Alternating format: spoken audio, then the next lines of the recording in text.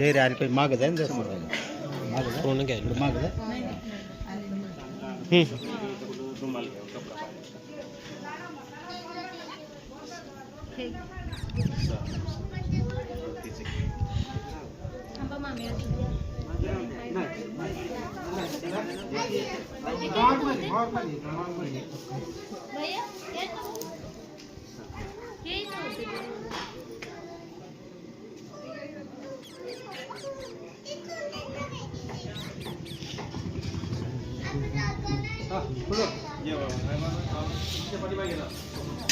बुद्धं शरणं गच्छामि धम्मं शरणं गच्छामि ते इकडे खाली संघं शरणं गच्छामि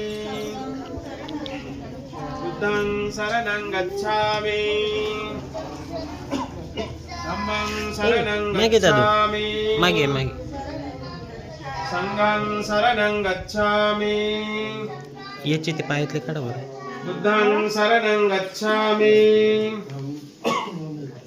धम्मं शरणं गच्छामि संघं शरणं गच्छामि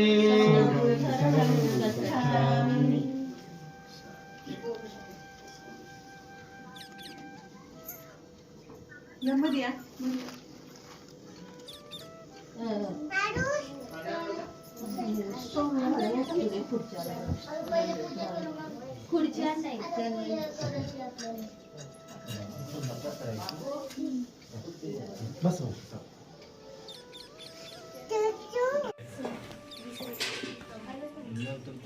यादीवर नाव लिहून या पटकन या इकडून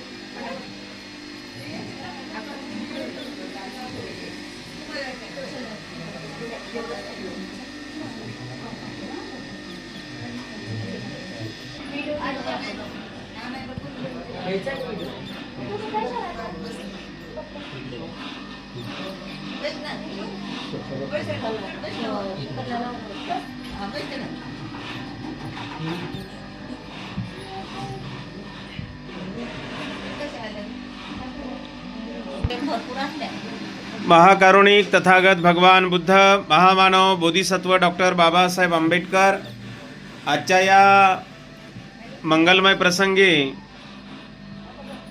आयुष्यमान बौद्धोपासक सूर्यभान बागुल आणि त्यांच्या धर्मपत्नी ऐतिहासिक बुद्धगयेच्या धार्मिक धम्मसहलीमध्ये सहभाग घेऊन 17-18 दिवसाचा प्रवास करून अगदी सुखरूप या ठिकाणी पोहोचलेत. त्यानिमित्ताने त्यांनी त्यांच्या निवासस्थानी आज या ठिकाणी भिक्खू संघाला विशाल बौद्ध धम्म परिषदेच्या निमित्तानं आणि ऐतिहासिक बुद्धभूमी मावसाळ्याच्या सेंटरसाठी ज्या कोणी उपासकांना आयोजन केलेलं आहे त्यांनी या क्यूआर कोडवरती स्कॅन करून आपलं सर्व दान पावणे मंडळी प्राप्त करून घ्यावे. नमो बुद्धाय. त्यांनी भोजनदानाचं आयोजन केलेलं आहे. त्यानिमित्तानं ज्यांनी आपलं घरदार संसार प्रपंच सोडून ज्यांनी बुद्धगयेच्या धार्मिक धम्मसहलीमध्ये 18-19 दिवस त्यांनी धम्मसहलीमध्ये घालवलेत. बौद्ध धर्मातील संपूर्ण धार्मिक ठिकाणांना भेट देऊन ते सुखरूप आपल्या निवासस्थानी या ठिकाणी पोहोचले. त्यानिमित्तानं कार्यक्रमाला सुरुवात करत असताना आयुष्यमान बौद्धोपासक सूर्यभान बागुल आणि त्यांच्या धर्मपत्नी बौद्धोपासिका बागुलाई या दोघांना सूचना आहे की आपण समोर स्टेजवरती येऊन महाकारुणिक तथागत भगवान बुद्ध बोधिसत्व डॉक्टर बाबासाहेब आंबेडकर यांच्या प्रतिमेचं या ठिकाणी पुष्प धूप दीपाने या ठिकाणी पूजन करावं. या बा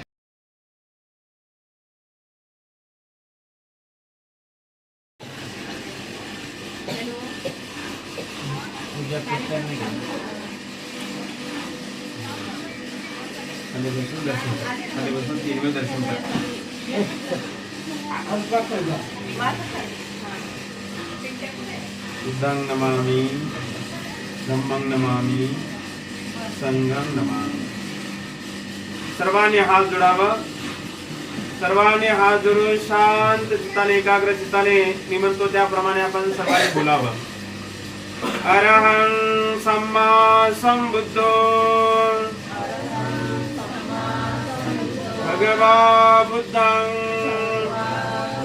भगवन्तं अभिवादेमि. स्वखातो भगवता धम्मो धम्मं नमस्सामि. सुपटिपन्नो भगवतो सावक संघो संघं नमामि.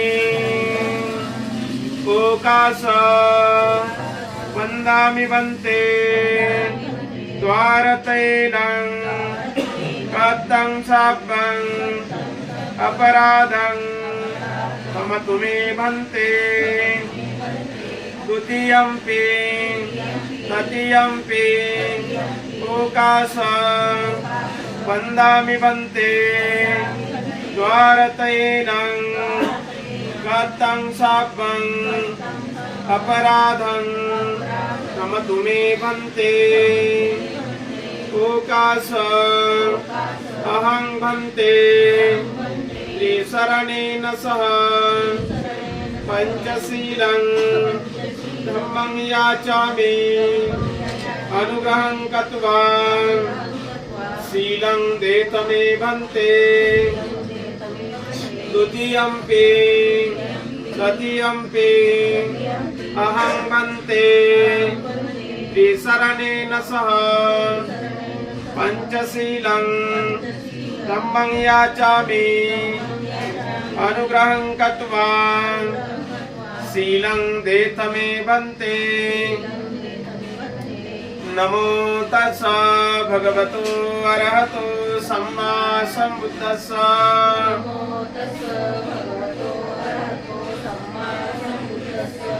नमो तस्स भगवतो अरहतो सम्मा सम्बुद्धस्स. नमो तस्स भगवतो अरहतो सम्मा सम्बुद्धस्स. बुद्धं शरणं गच्छामि. धम्मं शरणं गच्छामि. संघं शरणं गच्छामि. द्वितीयंपि बुद्धं शरणं गच्छामि. द्वितीयंपि धम्मं शरणं गच्छामि. द्वितीयंपि आमे शुभेच्छा.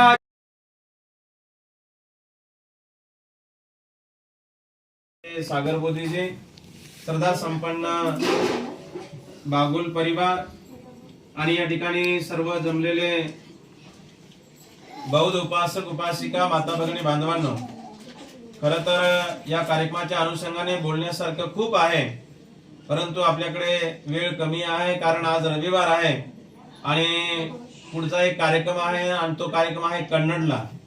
आता हा कार्यक्रम आटपून कन्नडला जायचा आहे आणि कन्नडचा कार्यक्रम आटपून शिवर बंगल्यावर एक कार्यक्रम आहे आणि म्हणून दोन कार्यक्रम असल्यामुळे आपला या ठिकाणी जास्त वेळ घेतला जाणार नाही. बागुल साहेब बुद्धगयेच्या धार्मिक धम्म सहलीमध्ये होते.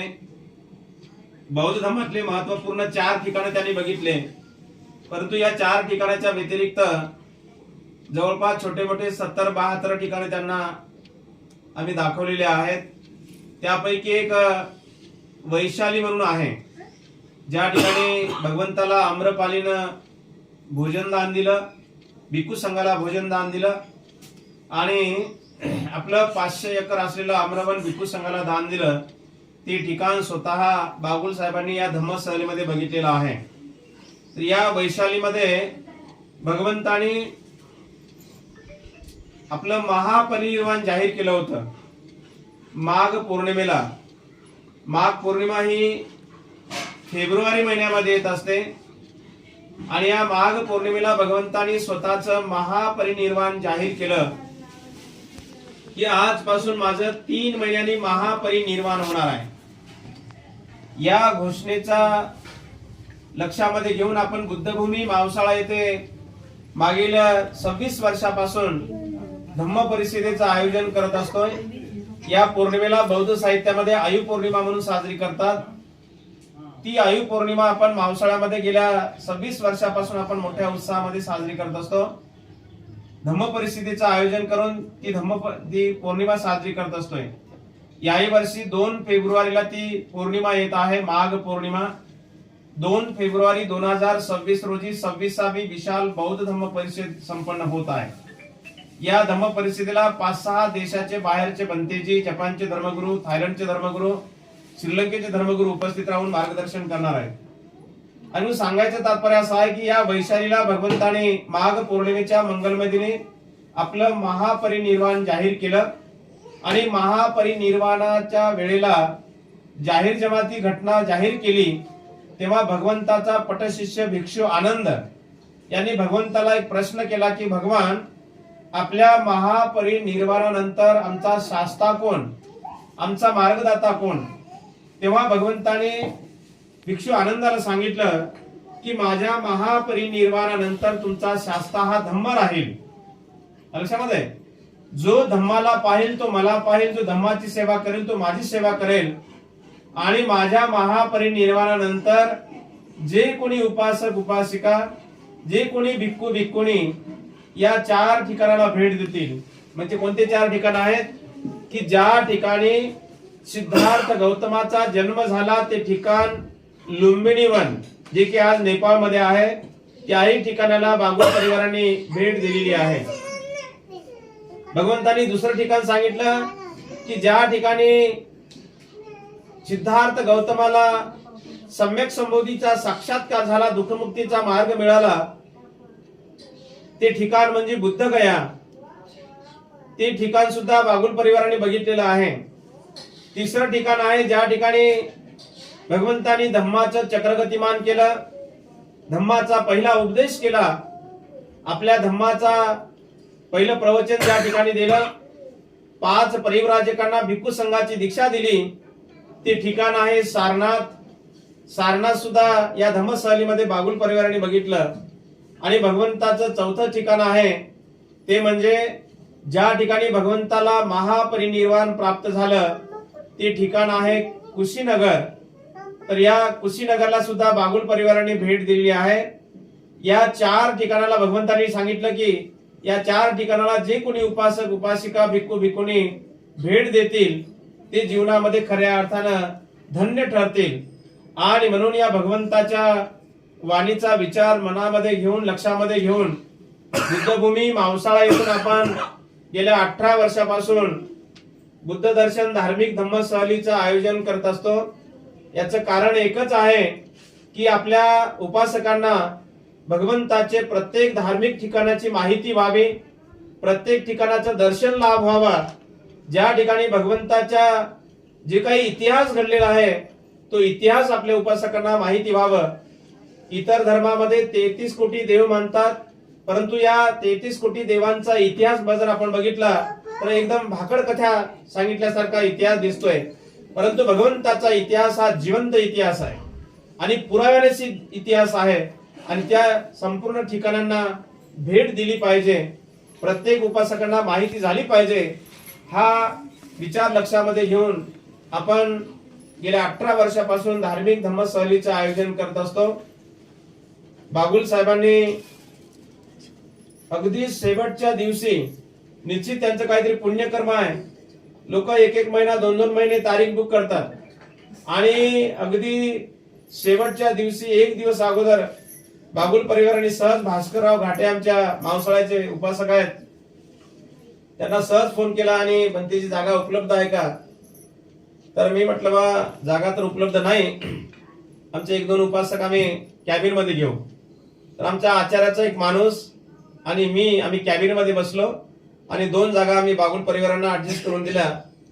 त्यांनी बौद्ध धर्मातील महत्वपूर्ण धार्मिक ठिकाणांना, सर्व ठिकाणांना भेट दिली.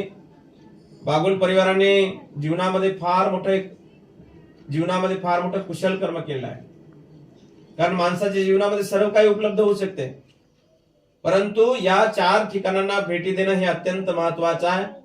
जसं की मुस्लिम समाजामध्ये हज यात्रा आहे. त्या हजला गेल्यानंतर त्या म्हणतात की आमच्या जीवनाचं सोनं झालं, सार्थक झालं आहे की नाही.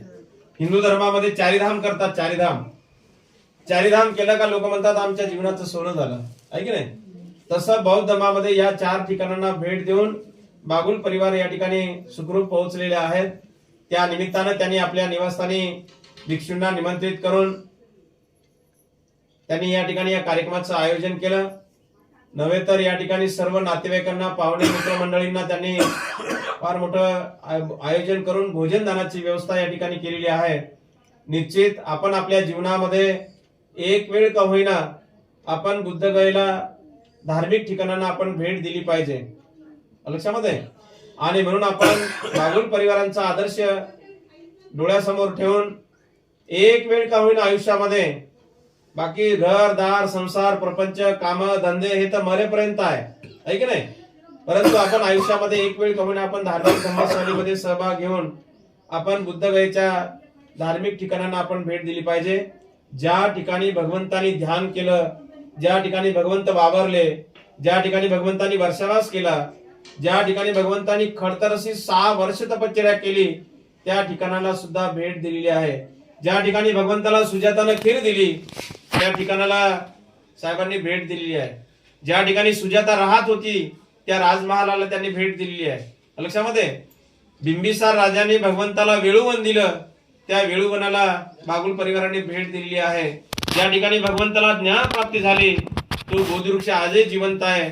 त्या बोधिवृक्षाला पूर्ण सोन्याचं कंपाऊंड घातलेलं आहे, मोठमोठ्या डेंग्या लावलेल्या आहेत त्याला. आणि ज्या ठिकाणी भगवंताला ज्ञान प्राप्ती झालं त्या ठिकाणी सम्राट अशोक राजाने महाबोधी महाविहाराची निर्मिती केली. ते महाबोधी महाविहाराला सुद्धा याने भेट दिलेली आहे. अशा संपूर्ण जवळपास 18-19 दिवसामध्ये 70 ते 72 ठिकाणांना त्यांनी भेट देऊन या ठिकाणी सुखरूप पोहोचलेले आहेत. आणि म्हणून त्यांच्या प्रती मंगल कामना व्यक्त करून, आपणा सर्वांच्या प्रती मंगल कामना व्यक्त करून या ठिकाणी मी आपले लांबलेले 2 शब्द या ठिकाणी समाप्त करतोय. सर्वांच्या प्रती मंगल कामना व्यक्त करून, सर्वांच्या प्रती आशीर्वाद व्यक्त करून या ठिकाणी हा कार्यक्रम संपला असं मी या ठिकाणी जाहीर करतो. म्हणा सर्वांनी साधू साधू साधू. बुद्धं नमामि, धम्मं नमामि, संघं नमामि.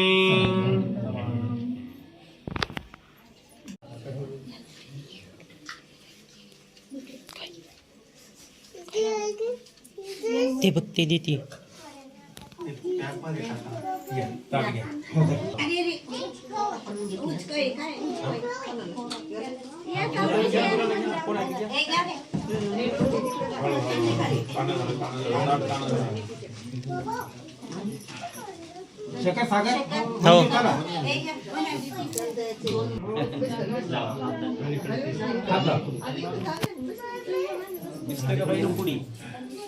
म्हणा इमां भिक्खु संघस्य फलहारं अर्थदानं देवं द्वितीयंपि.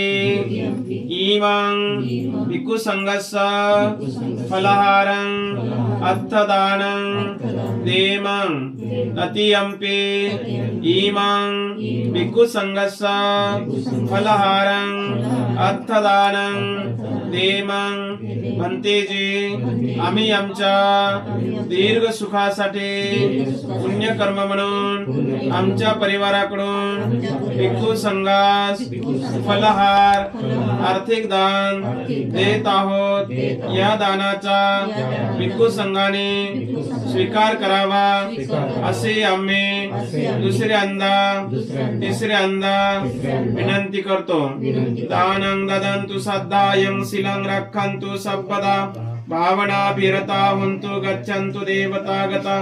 सबे बुद्धा बलप्रतापच्चकानं च यं बलं अरहन्तानं च तेजेनं रक्षं वन्दामि सब्बसो. कुल साधु साधु साधु. वंदन करा. बुद्धं नमामि, धम्मं नमामि, संघं नमामि. सुखी जय.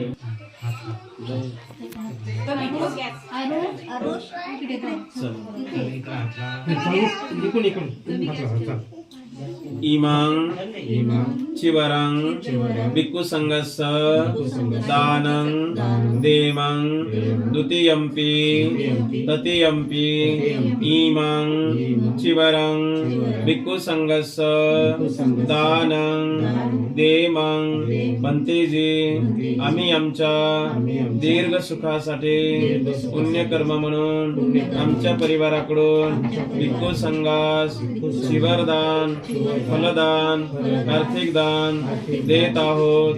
या दानाचा स्वीकार करावा असे आम्ही दुसऱ्यांदा तिसऱ्यांदा विनंती करतो. साधू साधू साधू.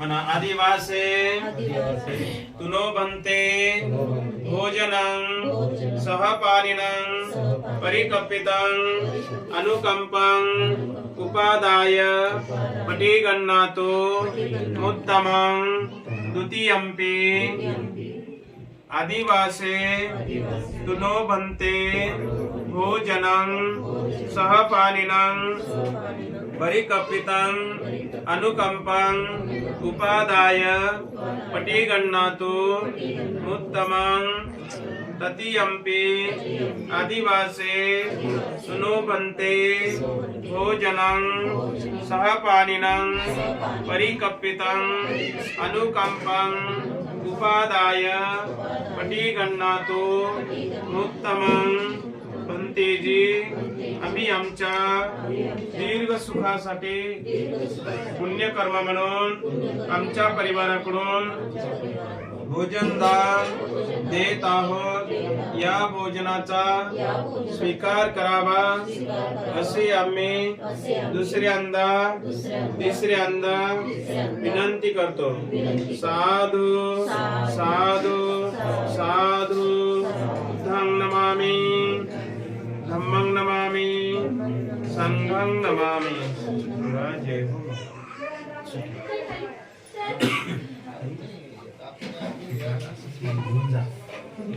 दुसऱ्या ताटामध्ये